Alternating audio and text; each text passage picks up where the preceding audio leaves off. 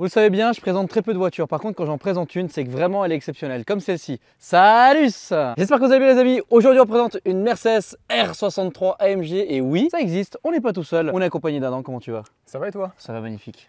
Attends, tu me dis que je suis trop proche de toi, sauf que là, tu as été là, tu te rapproches de la caméra. C'est vrai. Il est là, il est célibataire, rajoutez-le, c'est Prestige et Collection. Alors, Ah le mec. Alors, oui, ce modèle existe bel et bien. Classe R donc qui a été commercialisé entre 2005 et 2017. Mais le véhicule qui nous intéresse aujourd'hui, donc la version 63, comme ça est marqué sur le titre, a été produit qu'à 200 exemplaires et uniquement en 2007. Ouais. Sur la phase 1. Phase 1 2005-2010 et phase 2 2010 à 2017. Aussi une spécificité, jusqu'à décembre 2007, il n'y a eu que les versions 6 places et à partir de décembre, ils ont changé ça pour offrir des versions 5 places, 6 places et 7 places. Là, on est en présence donc d'une 6 places. Oui, alors ça, on s'est amusé à mettre les gicleurs. La porte était ouverte. Amusé, ouais, j'ai tout pris dans la tronche. Ouais, alors ça fait comment de subir ça un jour? Non, ça rafraîchit, on va dire, c'est tout. C'est qui Sarah? Elle est équipée du fameux 6 litres 2 atmosphérique qui équipe les C63 AMG W204 qu'on connaît bien, qu'on aime beaucoup. Vous avez d'ailleurs aussi à l'intérieur une SL63. Même moteur. Voilà, exactement. Et oui, je sais, donc c'est un 6.3, mais dans la vérité, la cylindrée c'est 6.2. Voilà. Ouais. Mais bon, c'est pas le fameux 6.3, voilà, on va dire ça. Qui sur cette version fait 510 chevaux, 630 Newton pour 45 chevaux fiscaux. Au niveau des disques, on est à l'avant sur les disques ventilés et percés de 390 mm, donc plus gros qu'un C63. Et à l'arrière du 365 mm, donc disque ventilé simplement. Tout ça pour freiner 2 tonnes 375 kg quand même. C'est ça, c'est quand même, c'est un beau bébé. C'est un très beau bébé. Donc comme on l'a dit, on est chez Prestige et Collection. C'est ça. Ton père qui possède tout ça, donc c'est un musée encore une fois. Hein, je vous invite à aller voir les différentes vidéos où on présente ce lieu, qui est exceptionnel. Et la chance qu'on a, c'est qu'il y a beaucoup de véhicules atypiques. Différent. Dont le R63 est effectivement différent. Tu as vraiment bien trouvé le mot. Et pour continuer donc sur ce véhicule, on va se diriger sur le coffre. Et vous inquiétez pas, on va jeter aussi un coup d'œil à l'arrière parce que l'arrière est quand même assez exceptionnel. Le corbillard. Vraiment là, c'est vraiment véritable un corbillard le truc. Hein. Corbillard, ouais. 315 litres. Et vous allez me dire, mais comment c'est possible? Bah là, on les a rabattus les sièges. Je vais vous montrer un peu ce que ça donne rabattu. Donc c'est bien évidemment beaucoup plus que 315 litres. Par contre, on est sur une configuration 4 places. Par contre, maintenant, je te laisse Adam. Tu veux que je le fasse? Bien sûr. Regarde.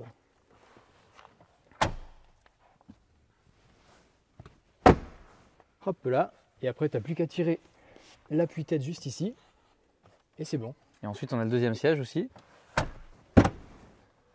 Voilà. Et voilà. Donc dans sa configuration 6 places, en effet, ça fait pas beaucoup de bagages, surtout si tu es 6. Quand même, déjà 6 places, c'est beau, mais par contre, il faut partir contre mec, quoi. Sinon, jamais tu parles. C'est compliqué. Ou alors tu mets un coffre de toi. Sinon, ouais. Ce qui serait encore plus insolent. Oh oui, bien sûr que c'est faisable, mais ça serait encore plus insolent. Avec une possibilité de fermer le coffre et verrouiller la voiture. Sans effort. Bien sûr, sans effort, et regardez ça là. Les 4 sorties, comme les C63. Enfin. C'est comme ça que tu reconnais le Classe R 63 du Classe R basique en soi. Oui, parce qu'il n'y a pas un kit carrosserie bien spécifique, un petit peu, mais c'est très discret quoi. Bah, en soi, c'est un slipper hein, le truc. Ultimate slipper là, vraiment. Le réservoir qui se situe sur la droite, avec une contenance de 80 litres. Conso extra-urbaine 12 litres. Conso sportive 25 litres, moyenne 17. 20, j'aurais plutôt dit, mais. Toi, tu dis 20 en moyenne? 20 au moins, ouais. Après, là, elle a l'éthanol. C'est vrai, ça aide. Ça aide pas mal, à beaucoup plus consommer, mais aussi à moins payer. Avant de passer au reste de la voiture, je voulais aussi remercier le sponsor de la vidéo qui est Car Vertical. Le lien est dans la description. Vous avez vu aussi la petite banderole qui s'affiche ici, avec les moins 20%, avec le code Delta qui s'affiche. On l'a passé sur Car Vertical. D'ailleurs, on va vous en parler d'ici quelques secondes. Il y a un covering. Et sous le covering, Denis m'a expliqué qu'effectivement, il y avait quelques éléments qui avaient été repeints. Attention, regardez bien hein, le rapport actuellement que vous avez sous les yeux. C'est indiqué qu'il y a un accident. Pas de quelle nature et pas de quel montant, mais il y en a eu un. Le fait qu'il ait vu qu'il y a eu des éléments qui étaient repeints. N'achetez pas une voiture avec un covering sans être sûr de son historique. Et ensuite, c'est aussi un véhicule qui a été importé. Voilà au niveau un peu des informations qu'il y a sur cette voiture et aussi un peu la fiche technique. Alors on voit que c'est marqué R320D parce qu'effectivement bon ben c'est pas un véhicule qui est très commun. C'est des petits problèmes qui peuvent arriver sur le site donc c'est pas forcément très grave. C'est comme une fois avec la A7, vous savez, c'était une essence, c'était plutôt un diesel, voilà. Donc n'hésitez pas encore une fois, tout est dans la description et puis nous on continue la visite. C'est une transmission intégrale permanente avec une boîte auto 7 rapports. Le 0 à 100 est fait en 5 secondes, le 0 à 200 19 secondes. C'est aberrant. C'est incroyable. D'ailleurs, monospace hein, quand même. Ouais, j'ai vraiment hâte de voir ça et il faut se dire, évidemment si t'es 6 dedans, ça va pas avoir ces performances là, mais quand même. 5 secondes un monospace, 0 à 100, c'est quand même pas mal. La VMAX est de 275 km/h, bridée électroniquement, donc j'ai envie de te dire, tu peux réellement être plus de 300 avec un monospace. Et tu déposes tout le monde. Hein. Et tu déposes beaucoup de personnes. Encore une fois, il faut vraiment se dire qu'aujourd'hui, et c'est vrai que je ne l'ai pas encore précisé, mais c'est le monospace, et de toute façon je l'ai mis sur le titre, le plus puissant du monde. De l'histoire d'ailleurs. Et il est comme ça d'origine. Oui, et alors, oui, il y a l'espace F1, en effet. Oui, mais il n'est pas homologué route. Et oui, voilà. Donc on est en présence du monospace le plus rapide du monde. Alors il y a bien Dodge qui aurait pu effectivement faire le voyageur en SRT, mais ils l'ont pas fait. Donc en fait, voilà. Alors après, il faut se dire quand même que le classe R, donc là 200 exemplaires en 63, 200 000 en tout de 2005 à 2017. Donc c'est pas un véhicule qui s'est énormément vendu. C'est plutôt pour le marché américain d'ailleurs. C'est pour ça qu'en Europe on n'en voit pas énormément. Sachant qu'il y a la moitié qui est partie aux États-Unis. Hein. Exactement. Bah, c'est simple, j'en ai pas vu énormément des classe R. J'en ai jamais vu. J'en ai vu un normal, mais c'est tout. Ouais, j'ai dû en croiser peut-être une dizaine sur les routes à force de rouler. Effectivement, c'est ultra rare. On a à peu près d'équivalent, c'est Charan VR6. Oui, ça existe. C'est assez insolent d'ailleurs. Mon pote Tom HDR, qui j'aime bien, il fait du spotting, mais assez dans le détail. Et il en a déjà spoté un dans la rue de Paris. Bon, j'avais vu aussi aux États-Unis une Caravelle VR6 aussi. Bon, Volkswagen à un moment donné s'amusait à mettre ce moteur dans beaucoup de véhicules. Et on a aussi un peu l'équivalent en France avec des 807 V6 ou des Espace V6. Voilà, mais rien d'équivalent. Rien à voir. Il y a aussi chez Opel en OPC, mais enfin je veux dire, il n'y a quasiment rien d'équivalent. De toute façon, il n'y a rien d'équivalent à cette puissance-là. La moitié des véhicules ont la moitié de la puissance de. Bah, il s'arrête à 200 chevaux. Ouais, voilà. On a 510. Le véhicule d'origine n'est pas du tout gris. C'est un covering. Ouais. Vous voulez faire un truc un peu fun. Bah, c'était pour le rendre un peu plus fun et puis surtout moins vieillot. Parce que si tu regardes la couleur d'origine, tu vas voir que c'est un bleu, vraiment un bleu nuit. Et ça rendait vraiment pas incroyable. Pareil, on a poli les jantes pour les rendre un peu plus sympas quand même. On aime ou on n'aime pas la déco après. Moi j'aurais vraiment fait un truc slipper ultime quoi. Et à l'intérieur vous avez donc d'origine des inserts en bois et vous avez mis un covering carbone. Ouais, c'est ça. Pour un petit côté plus moderne et sportif. Surtout sportif, ouais. Et écoute Adam, je t'invite à venir avec moi sur les places arrière. Mais écoute, on a une petite télé ici. Alors évidemment on n'a pas de disque, sinon on se serait maté Toy Story 1. Voilà, c'est en petit, donc c'est un peu chiant. Ça a mal vieilli quand même, la technologie de 2007. Ouais. Attends. Quand on va passer sur l'avant, il y a quand même des choses pour 2007, je m'y attendais pas. Franchement, ça va, ouais. Je m'y attendais pas. Donc, porte-manteau, poignée. Bon, évidemment, c'est pas lui LED. Hein. Et il faut appuyer carrément dessus. Ouais, c'est pas mal. Donc, haut-parleur, filet de rangement, porte-gobelet. Donc, tout, encore une fois, hein, c'est tout du covering, tout ça. Il y a un accoudoir, très grand. T'as quand même un vrai rangement. Hein. On peut mettre des grandes bouteilles, ouais. Que des bouteilles. Une 12 volts en allume-cigare en dessous. Et bien écoute, le siège devant est configuré pour ma place. Donc là, vraiment, j'ai quand même un petit peu de rab. Surtout au niveau du toit, j'ai aussi encore un peu d'espace. Toi d'ailleurs, tu vas mettre combien? 88. Non, franchement, ça va, tu vois. Bon, là, il faudra. Bah, le mec était là avant, oui, il était alors, super grand. Mais sinon, non, sinon, j'ai vraiment de la place, quoi. Même tout à l'arrière, tu as de la place. Hein. D'ailleurs, c'est là où on va aller d'ici quelques secondes. En gros, tu prends là, tu appuies, il bascule complètement, et là, tu n'as plus qu'à monter. Allez, c'est parti. Magnifique. Hop là. Là. Et moi d'ailleurs aussi, je suis comme ça. Là, tu es droit, là. Donc là. Voilà. T'as vu, pour les genoux, tu as vachement de place quand même. Hein. Ok, on voit la différence de taille. Donc moi, je peux être tranquille. Bon, toi, il y a un peu de manspreading. Ça va, t'abuses. Mais par contre, tu touches pas le plafond.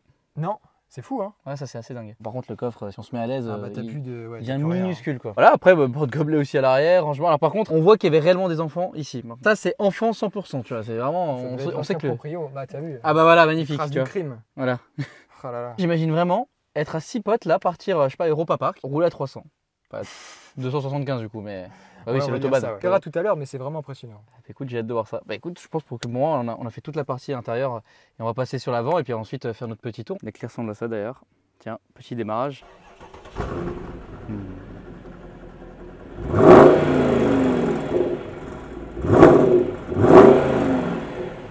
Ça rappelle de bons souvenirs ce son là.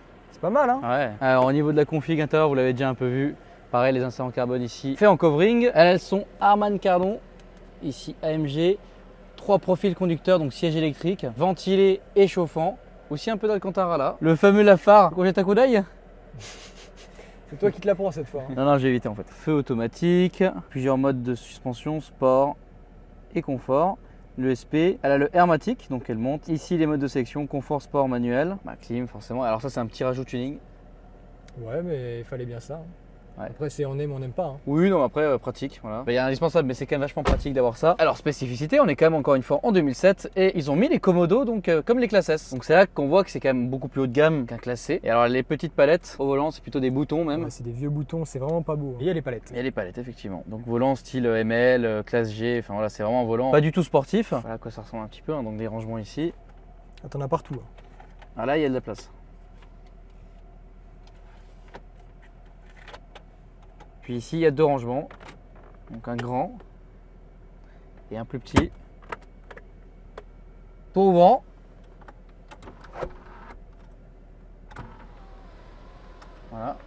Ça c'est pratique. T'as quand même 2 toits panoramiques. Hein. 2 toits panoramiques, 2 pare-soleils aussi. Voilà. Ça t'est protégé des 2 côtés. Là t'es bien, le compteur qui ressemble à ça, 320. Et bon voilà, c'est un écran électronique et puis effectivement on peut voir qu'il y a quelques problèmes dessus. Quelques informations qui sont notées dessus, hein. Les températures, on peut voir que la voiture est déjà chaude d'ailleurs. Merde, depuis le départ 31 litres au 100, c'est pas mal. Bon bah écoute, là on va faire un petit tours. J'ai extrêmement hâte là. T'es prêt? Je suis très prêt là. Tu vas être surpris. Hein. Ouais, je pense que je vais être surpris, ouais. Autre petit détail d'ailleurs avant de partir, c'est aussi le réglage des sièges. Hein. Donc les lombaires, tout. Ah, c'est le confort ultime, hein, t'as vu? Vraiment très confortable. Juste préciser une chose, c'est que là on est sur route privée. Après on sera sur route publique. Hein, bah ça aide, tu vois, quand on a des clients, au moins ça évite de se faire peur avant d'arriver sur la vraie route, quoi. Ouais, ça permet de les jauger un peu, de voir ce que ça donne. Ouais, c'est ça. Spécificité d'ici, Prestige Collection. Donc déjà c'est une belle collection type musée qu'on peut visiter. Et ensuite la spécificité, c'est qu'on peut conduire tous les véhicules. Donc dans la théorie, si quelqu'un veut conduire cette voiture, il peut le faire. Bah par exemple, tu vois, tu veux l'acheter. Ouais. Bah tu viens ici l'essayer avant. Mais moi je peux t'évite l'acheter. de dépenser. Voilà, j'ai essayé, je peux l'acheter. Alors nous, les véhicules sont pas à vendre. Mais tu vois, ça peut aider pas mal de collectionneurs. Allez, en fait ton père il est parti en vacances du coup. Non. Ton père il va revenir de vacances, mec, il y aura plus la moitié des voitures. Il y aura 5 véhicules en moins. Ouais, de ouf. Je me serais cassé avec. Très smooth à conduire, très confort. C'est agréable. Hein. Très agréable. Et t'as vu, au ralenti comme ça, c'est vraiment silencieux. Très silencieux, pas d'à-coups, rien de spécifique. C'est pas aussi smooth qu'avec la 16. Alors attention, virage serré, qu'elle exécute sans souci. Beaucoup de couple, hein. On sent même pas la coup de reprise de boîte dans une montée. Enfin bref. C'est génial. Par contre, je sens que la suspension, elle est un peu dure. Alors, je vais mettre en suspension confort, voir ce que ça donne un peu. Quand vous démarrez le véhicule, vous êtes automatiquement en normal. Et vous pouvez mettre la suspension en confort. Alors, je vais voir un peu ce que ça donne en confort. Ce qui aurait été insolent, c'est que le véhicule soit propulsé. Ouais, mais non, il faut quand même un minimum de sécurité là-dedans, quoi. Bien sûr, c'est pas du tout un véhicule typé, encore une fois, extrêmement sportif. C'est bien pour les lignes droites, pour l'autoroute. Par contre, ouais, propulsé aurait été extrêmement marrant pour faire ce qu'on sait faire, hein. Et ce qu'on aime faire surtout. Nos spaces, vraiment dans les ronds-points, ça doit être insolent. Vraiment. Je sais que le véhicule en lui-même est insolent. Donc là, on est en confort. Tout va bien.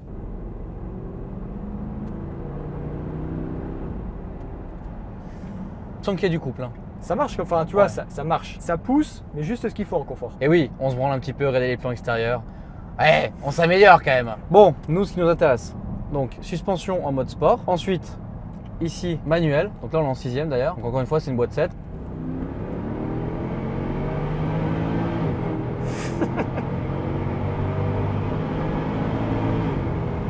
Comment c'est insolent quand même. Ok. T'imagines là, t'es un père de famille et t'as tes gosses derrière en gros. Ok. Alors je suis pas choqué par l'accélération si tu veux. Enfin, bah c'est lourd. C'est lourd, mais ce qui me choque en fait, c'est de savoir ce que je conduis et l'accélération que ça a. Ça me choque par contre. T'arrives à faire du manuel avec les vieux boutons qu'il y a derrière le Bien sûr.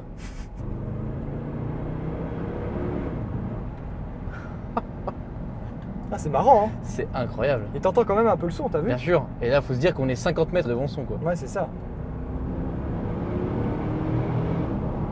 Ça souffle très fort. Ce qui est marrant, c'est que dépendant des voitures, le son est complètement différent. Sur un C63, ça est d'une certaine manière. Sur un SL, c'est d'une manière. Sur un ML. Ça. Mais là, du coup, ça me fait penser au ML 63. J'en ai jamais essayé sur la chaîne, hein, mais j'en ai déjà conduit et vu. Et ça fait un peu le même son, un peu genre souffle comme ça. J'ai l'impression que toujours les SUV ou les gros véhicules, il y a cet aspect souffle. Et là, on le ressent énormément. J'ai hâte de vous faire une petite prise de l'extérieur. Et là, on va se faire un petit dernier plaisir. Il y a une 2x2 voies un peu plus loin. En fait, c'est le chemin que vous empruntez pour les essais. Clients. Voilà. Et il y a une 2x2 voies un peu plus loin. Et là, on va se permettre un grand plaisir pour voir un peu ce que ça donne. Mais déjà, pour l'instant, je suis assez étonné, quoi. Agréablement surpris. Je suis ultra agréablement surpris. Ouais. Mais tu vois, là, on va attaquer un peu plus sur ce virage pour voir ce que ça peut donner. Ah mais mec, c'est monstrueusement efficace quand même, hein, pour le poids et tout. Ça se dandine un peu, mais ça va. Donc la petite voie d'insertion. Bien sûr, tactique.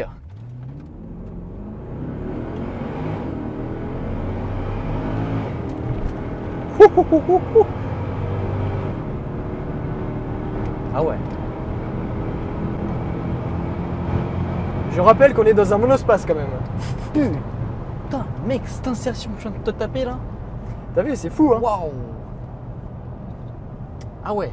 C'est inattendu comme bagnole. Ah, c'est incroyable. Virage en S là, je prendrais pas à cette vitesse avec n'importe quelle voiture. Et surtout pas un véhicule aussi lourd. Parce qu'il y a les 4 roues, heureusement. Mais là, c'est dingue parce qu'on n'est pas dans un SUV, donc le véhicule n'est pas aussi haut que peut être, je sais pas moi, un Trackhawk. Donc du coup, tu peux quand même, il y a quand même un côté un peu sportif. Le véhicule est quand même assez bas en soi. On l'a vu quand on était en statique. Le véhicule est quand même assez bas. T'as vu, ça freine quand même. Et oui, ça freine bien. Oui, c'est vrai que l'aspect frein. Alors, ils ont mis des freins, je crois que c'est les freins de ML aussi, pareil. En fait, il y a beaucoup de similarités entre le ML63 et la R63. Mais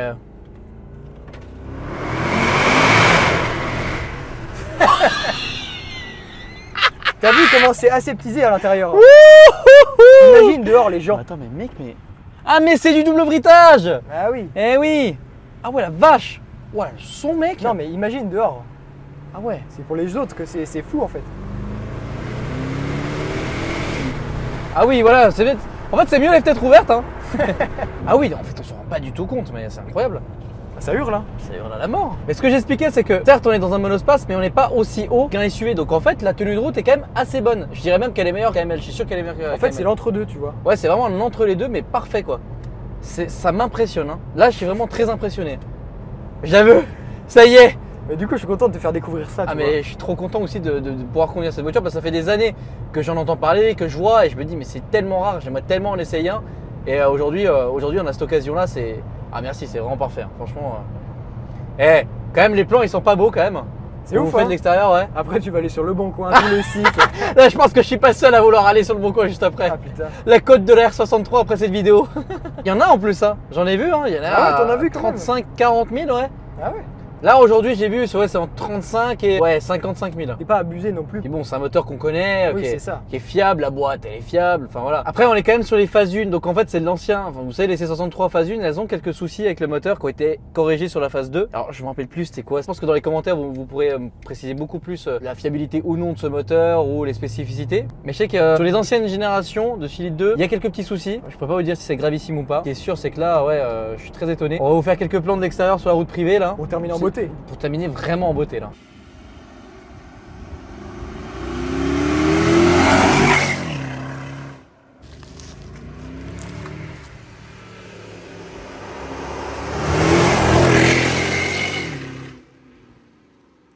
Verdict? Je suis extrêmement content d'avoir essayé ça depuis le temps que j'entends parler de cette voiture et que je voulais rien qu'en voir une, en essayer une. Ouais, ça faisait un moment. L'occasion s'est présentée. Un grand merci à toi et à ton papa aussi, Denis, Ouais, qui n'est malheureusement pas là. Ça nous fait plaisir.